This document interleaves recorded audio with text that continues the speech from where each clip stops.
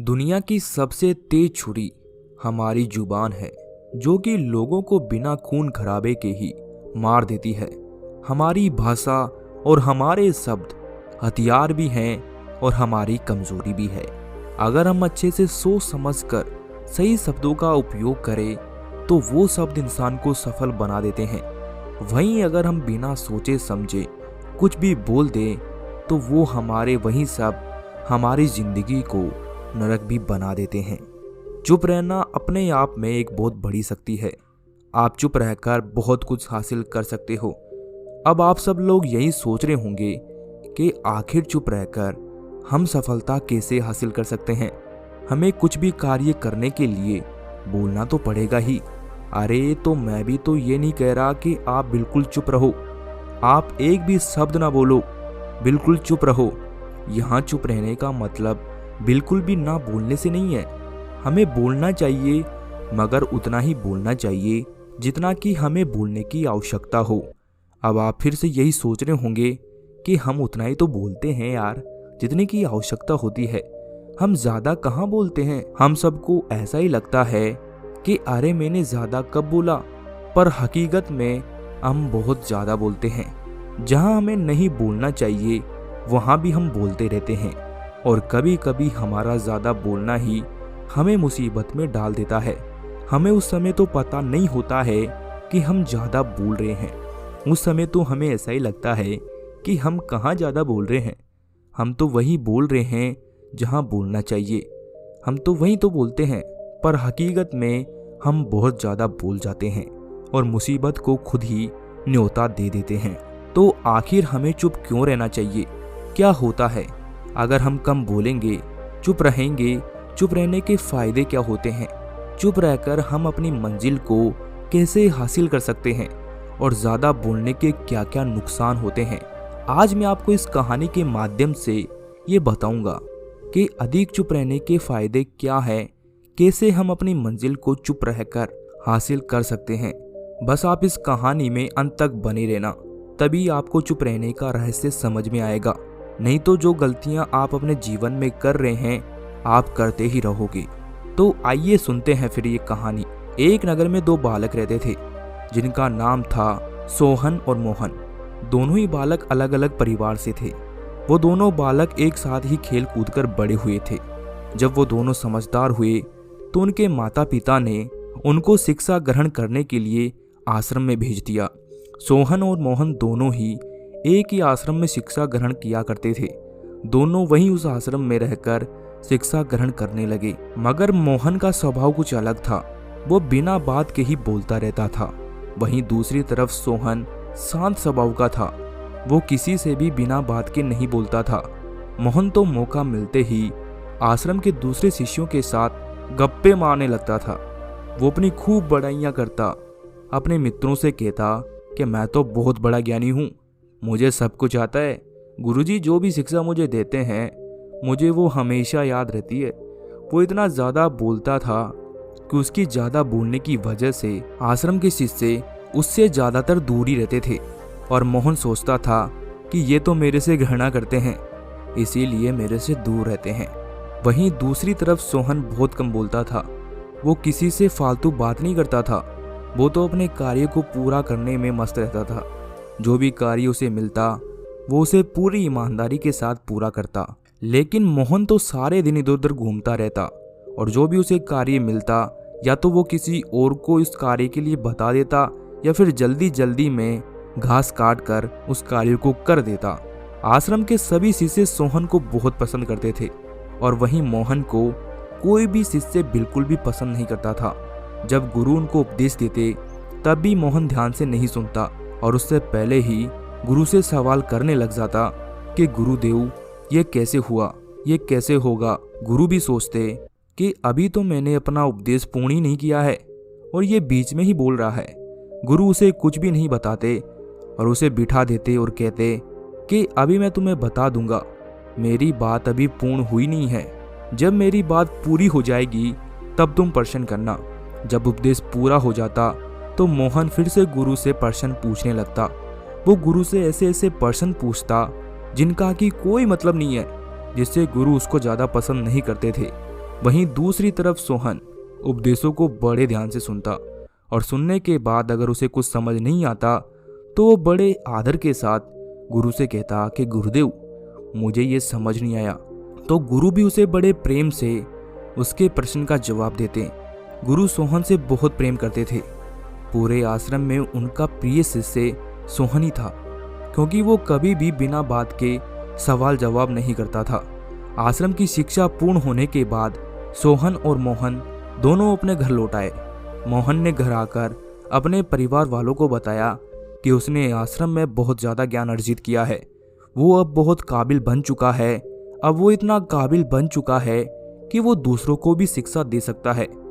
वहीं दूसरी तरफ सोहन घर आकर अपनों से बड़ों को प्रणाम करता है और उनसे कुछ भी नहीं कहता है। अब सोहन और मोहन दोनों की शिक्षा तो पूरी हो चुकी थी, तो उन्हें अपना व्यवसाय करना था। दोनों ने अपना व्यवसाय भी शुरू कर दिया। लेकिन जब मोहन व्यवसाय करता तो उसके पास ग्राहक सामान खरीदने आते तो वो उनसे बहुत ज़्यादा बोलता। ग्राहक उससे कुछ पूछते तो वो उस बात को घुमा फिरा कर ग्राहक को बताता था और बहुत समय लगाता।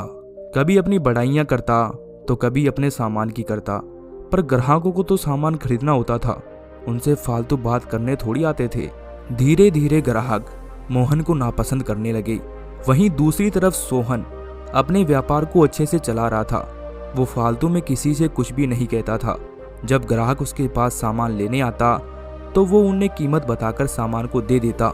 उनसे किसी भी प्रकार की कोई फालतू बातें नहीं करता, जिससे ग्राहक सोहन से बहुत प्रभावित होते और उसका व्यापार बहुत अच्छा चलने लग गया। लोग उसी से सामान खरीदने लगे। वहीं मोहन सोचता कि मेरा व्यापार तो चल ही नहीं रहा, फिर इस मोहन का व्यापार इतने अच्छे से कैसे चल गया। आखिर हम दोनों के पास एक ही तो हुनर है, हमने एक ही जगह से तो शिक्षा ग्रहण की है, साथ साथ खेले हैं, साथ साथ कूदे हैं, फिर मेरा व्यापार क्यों नहीं चल रहा। जब भी मोहन से कोई कुछ पूछता तो मोहन एक लाइन की बात को भी 100 लाइन में बड़ा चढ़ाकर बताता। लोग उसकी बात सुनते सुनते बोर हो जाते और फिर उससे कभी भी कुछ नहीं पूछते। वहीं सोहन से अगर कोई कुछ पूछता तो वो उस बात का जवाब कम शब्दों में देता, जितना पूछा है उतना ही बता देता, जिससे लोग उससे कभी बोर नहीं होते थे। सभी गांव वाले सोहन की बहुत ही ज़्यादा इज्जत करते थे, उसे सम्मान की दृष्टि से देखते थे। वहीं दूसरी तरफ मोहन को कोई भी सम्मान नहीं देता था। मोहन सोचता कि आखिर लोग सोहन को इतनी इज्जत क्यों देते हैं और मुझे क्यों नहीं देते। क्या उसी को सब कुछ आता है? मैंने भी तो उसी के साथ शिक्षा ग्रहण की है, मुझे भी तो उसके बराबर ज्ञान है, फिर लोग उसी से क्यों कुछ पूछते हैं, मेरे से कोई भी क्यों कुछ नहीं पूछता। जब सोहन और मोहन दोनों अपने दोस्तों के साथ होते तो मोहन अपने दोस्तों के साथ खूब बातें करता, इधर उधर की न जाने क्या क्या बातें करता, पर सोहन बिना बात के कुछ भी नहीं बोलता। वो अपने दोस्तों से काम की बात पर ही बोलता, जिनसे उनके दोस्त सोहन को ही पसंद करते और मोहन से सब दूर हो जाते और सोचते कि ये मोहन तो बिल्कुल फालतू की बातें करता है और सोहन तो काम की बात करता है। मोहन को कुछ भी समझ में नहीं आ रहा था कि आखिर सब लोग उसके साथ ऐसा व्यवहार क्यों कर रहे हैं, क्यों कोई उससे बात नहीं करता, क्यों लोग उससे दूर दूर भागते हैं, क्यों मेरा व्यापार ठीक से नहीं चल रहा, लोग मेरा सम्मान क्यों नहीं करते, जबकि मैंने भी तो शिक्षा ग्रहण की है, लोग मेरा मजाक क्यों बनाते हैं, आखिर क्या कमी है मेरे में। ये सब सोचकर मोहन बहुत दुखी हो गया। वो सोचने लगा कि आखिर इस सोहन के पास ऐसा क्या है जो मेरे पास नहीं है। आखिर मैं इसी के साथ तो पला बड़ा हूँ और इसी के साथ तो शिक्षा ग्रहण किया हूँ, इसी के साथ व्यापार भी शुरू किया है मैंने, पर लोग इसकी इज्जत ज़्यादा करते हैं, इससे बात भी ज़्यादा करते हैं, इसकी प्रशंसा भी ज़्यादा करते हैं, जबकि वही लोग मेरा मजाक बनाते हैं, मेरी बुराइयां करते हैं। आखिर ऐसा क्यों है? जब हम साथ साथ शिक्षा ग्रहण करते थे तब भी गुरुजी सोहन को ही ज़्यादा प्रेम करते थे। अब मुझे उन्हीं के पास जाना चाहिए और जानना चाहिए कि आखिर सोहन में ऐसा है क्या जो मुझ में नहीं है। सभी लोग सोहन का बहुत ज़्यादा आदर सम्मान करते हैं, पर मेरा नहीं। यही सोचकर वो मोहन अपने गुरु के आश्रम पहुंच जाता है। वहां बौद्ध भिक्षु अपने सभी शिष्यों को उपदेश दे रहे थे। मोहन उपदेश खत्म होने का इंतजार करता है और फिर बौद्ध भिक्षु के पास जाता है। बौद्ध भिक्षु मोहन को देखकर उससे पूछते हैं कि क्या हुआ बेटा। बौद्ध भिक्षु की बात सुनकर मोहन उनके चरणों में गिर जाता है और बौद्ध भिक्षु से कहता है कि हे गुरुदेव, सभी लोग मेरा मजाक बनाते हैं, मेरा व्यापार भी ठीक नहीं चल रहा, कोई भी मेरे से मेरा सामान नहीं खरीदता, ना कोई मेरे से बात करना पसंद करता है, सब मेरे से दूर दूर भागते हैं, कोई मेरा आदर सत्कार भी नहीं करता। वहीं सोहन का सब आदर सत्कार करते हैं, उससे अच्छे से बात करते हैं, उसका व्यापार भी बहुत अच्छे से चल रहा है, सब उसका सम्मान करते हैं, पूरे नगर के लोग उसकी प्रशंसा करते हैं, उसके ज्ञान की तारीफ करते हैं। जबकि गुरुदेव, हम दोनों ने आपके पास से ही शिक्षा ग्रहण की है, हम दोनों में इतना अंतर क्यों है? आखिर उसके पास ऐसा क्या है जो मेरे पास नहीं है? जो उसने सीखा है वही तो मैंने भी सीखा है, फिर मेरे साथ ऐसा क्यों हो रहा है गुरुदेव? मैं इस बात को लेकर बहुत परेशान रहता हूँ। मेरा व्यापार भी नहीं चल रहा है, घर वाले भी मेरे से ठीक से बात नहीं करते और कोई भी मेरे से बात करना पसंद नहीं करता। मैं इन सब बातों से बहुत दुखी हूँ गुरुदेव। आप मुझे इसका कोई उपाय बताइए गुरुदेव, जिससे मैं भी सोहन की तरह बन सकूं, लोग मेरा भी सम्मान करें, मेरे से बात करें, जिससे मेरा व्यापार ठीक से चल सके। मोहन की बात सुनकर बौद्ध भिक्षु मुस्कुराए और बोले कि वत्स, इन सब बातों के पीछे का कारण बस तुम्हारा ज्यादा बोलना ही है। तुम्हारे ज्यादा बोलने की वजह से ही लोग तुमसे दूर दूर रहते हैं, तुमसे बात नहीं करते, तुम्हारा आदर सम्मान नहीं करते। जबकि सोहन शांत रहता है, वो तभी बोलता है जब कुछ बोलने की आवश्यकता हो।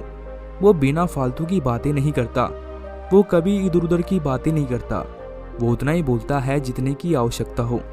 इसीलिए सब उसकी बातें सुनते हैं, उसका आदर सम्मान करते हैं, उसके पास रहने की कोशिश करते हैं। उसके इस व्यवहार के कारण ही लोग उसी से ज़्यादा सम्मान खरीदते हैं, जिससे उसका व्यापार भी बहुत अच्छे से चल रहा है। मैंने तो तुम्हें और सोहन को समान शिक्षा दी है, पर तुम उस समय भी पूरी बातें सुने बिना ही बीच बीच में ही शुरू हो जाते थे। जबकि सोहन पूरी बातें को धैर्य से सुनता था और उसके बाद अगर उसे कुछ समझ नहीं आता था तभी वो पूछता था, जिस कारण ही वो मेरा प्रिय शिष्य था। बौद्ध भिक्षु की बातें सुनकर मोहन को अब समझ आ चुका था कि ये सब जो कुछ हो रहा है उसके साथ, वो उसके ज़्यादा बोलने के कारण ही हो रहा है।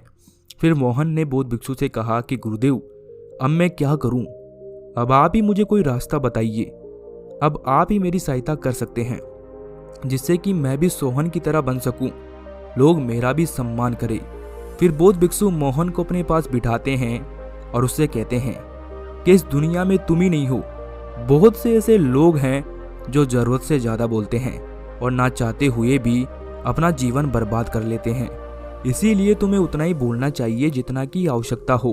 तुम्हारा ज़्यादा बोलना ही तुम्हारी बर्बादी का कारण है। अगर लोग तुमसे कुछ पूछे तो तुम उसी बात का जवाब दो जो वो जानना चाहते हैं, उससे फालतू की बातें मत करो। अगर तुम उससे फालतू की बातें करोगे तो वो फिर बाद में तुम्हें कभी भी किसी भी बारे में कुछ नहीं पूछेंगे और वो तुम्हारी पूरी बात सुनने से पहले ही वहाँ से चले जाएंगे, क्योंकि लोगों को ज़्यादा सुनना पसंद नहीं है, वो तो अपनी बात को कम शब्दों में सुनना पसंद करते हैं। अच्छा चलो तुम मुझे ये बताओ कि अगर हमारे नगर में बहुत तेज बारिश आ जाए तो क्या होगा? बौद्ध भिक्षु की बात सुनकर मोहन बोला कि सब कुछ नष्ट हो जाएगा, बाढ़ आ जाएगी, घर डूब जाएंगे, फसलें नष्ट हो जाएगी।